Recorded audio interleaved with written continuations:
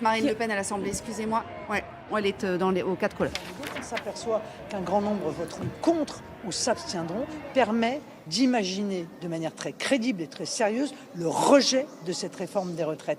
Ce serait une victoire pour le peuple français et la NUPES, avec son comportement puéril, eh bien, peut priver les Français de cette victoire. Le rejet ou modifier le texte, sur quel point potentiellement vous espérez avoir des concessions de la part du gouvernement? Je crois qu'il n'y a pas de concession à obtenir. L'intégralité de la réforme, en l'occurrence, est une mauvaise réforme. Alors nous déposerons bien entendu des amendements, d'abord des amendements de suppression, mais nous déposerons des amendements sur la pénibilité, mais fondamentalement, je veux dire, tous les Français devront travailler 2 ans de plus. Voilà, c'est tout. Il faut arrêter de raconter des histoires. Et les femmes en seront les premières victimes. Les travailleurs manuels en seront les premières victimes. Ceux qui ont des carrières longues en seront les premières victimes. C'est là où il y a une particulière injustice. De taper sur les gens qui travaillent est déjà en soi une injustice, mais de taper sur les gens qui travaillent le plus dur est une injustice que je considère comme insoutenable. Donc ce texte, il est bon à être rejeté purement et simplement. Madame Le Pen, quand la NUPES en direct sur votre antenne, il y a une très forte mobilisation dans les rues aujourd'hui, plus forte semble-t-il que le 19 janvier. Quelles conclusions vous en tirez? Mais je m'en réjouis.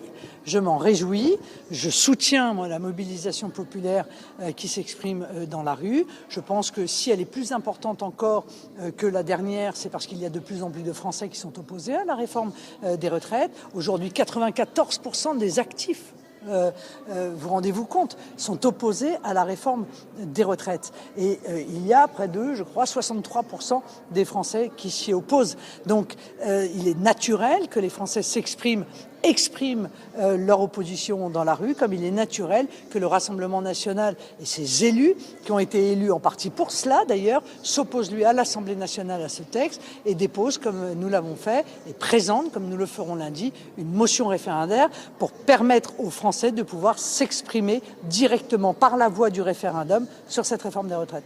L'intersyndicale se réunit ce soir à l'issue de cette mobilisation. Vous souhaitez qu'il y ait de nouveaux appels, de nouvelles grèves, de nouvelles manifestations en France? Mais moi, je considère que toute manifestation pacifique qui permet au gouvernement de comprendre qu'il ne peut pas faire passer de force une réforme dont ils disent d'ailleurs qu'ils ont été élus pour la mener. Pardon.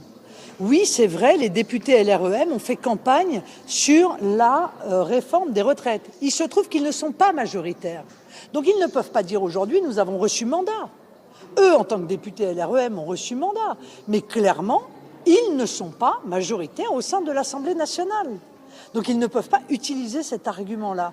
Et je vois que jour après jour, semaine après semaine, les Français sont de plus en plus mobilisés.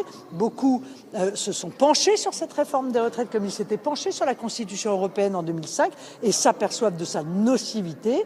D'ailleurs, je pense que les semaines qui vont venir vont encore voir augmenter le nombre d'opposants à cette réforme des retraites. Donc il faut que le gouvernement retire cette réforme et s'il ne souhaite pas le retirer, je suis convaincu que l'Assemblée nationale, si la NUPES arrête ces enfantillages qui risquent d'empêcher le vote, eh bien je suis convaincu que l'Assemblée nationale votera contre cette réforme des retraites. Est-ce que vous craignez un risque de radicalisation sur le long terme, comme le pointait un rapport des renseignements révélé dans Le Parisien? Oui, enfin bon, il n'y a pas besoin d'être renseignement pour voir que lorsqu'il y a des grandes manifestations sociales, comme depuis à peu près 10 ans, il y a un risque de radicalisation. En réalité, ce n'est pas de radicalisation. Il y a un risque que les Black Blocs, comme à chaque fois, viennent pour pourrir le mouvement social, pour le discréditer, pour le décrédibiliser, avec, parce que je finis par en être convaincu, en réalité la bienveillance du gouvernement. C'est pour ça que vous n'allez pas dans les cortèges? Non, ça n'est pas pour cela. Nous avons une philosophie depuis très longtemps qui encore une fois, fait le choix de combattre là où les électeurs nous ont emmenés. Mais ces combats s'accumulent. Je veux dire, nos électeurs sont, encore une fois, pour beaucoup d'entre eux, dans les manifestations en province. Ces combats s'accumulent. Le peuple exprime son opposition dans la rue, les députés expriment leur opposition dans les assemblées et nous exprimons tous, au travers des voix que vous nous ouvrez de parole sur les médias, les raisons pour lesquelles nous nous opposons à cette réforme des retraites. Est-ce que vous en appelez à la Première ministre, peut-être de renouveler les concertations avec les présidents de groupe de cette Assemblée? Oui, je peux toujours l'appeler, mais enfin, le moins qu'on puisse dire, c'est qu'elle a démarré la semaine en indiquant qu'il était impossible d'envisager la moindre négociation. Donc, si elle avait voulu mettre de l'huile sur le feu, elle n'aurait pas fait mieux. C'est vrai que c'est difficile d'entendre le discours du gouvernement qui accuse les oppositions de vouloir mettre le chaos. Pour l'instant, la seule qui a eu un comportement qui met le chaos, c'est la Première ministre. Bon, c'est-à-dire qui est dans une posture de provocation. J'ai l'impression de revivre les Gilets jaunes. Et que plutôt que d'entendre, plutôt que de faire preuve d'humilité, plutôt que de comprendre ce que disent les Français, au travers d'ailleurs de leurs élus, ils préfèrent ensemble, le gouvernement, insulter, mépriser et traiter d'un revers de la main. Ils devraient tirer les leçons tout de même du premier mandat.